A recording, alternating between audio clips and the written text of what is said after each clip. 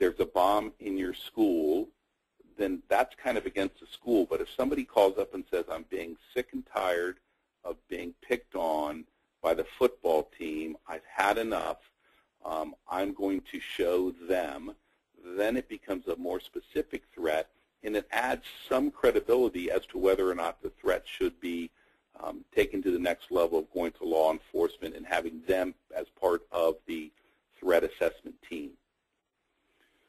So do the police ever get the threats? Do they come into them first? One of the things why I always tell to work with your first responders, law enforcement, and fire is because they have access to intelligence from Homeland Security or the FBI, et cetera.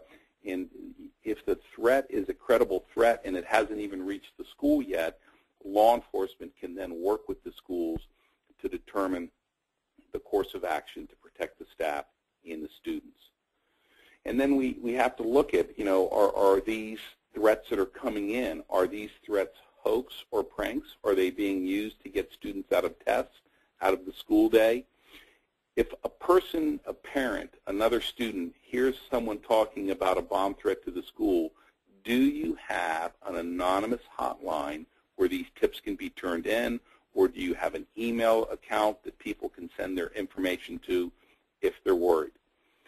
As a police officer, one of the courses that I took from Homeland Security was how to go out to businesses and determine if people are buying precursors for explosive devices. So you would go to the hardware store or the sporting goods store and you would say, look, if people are buying some of these in bulk and they're young people, that could be an indicator that there may be some explosive or some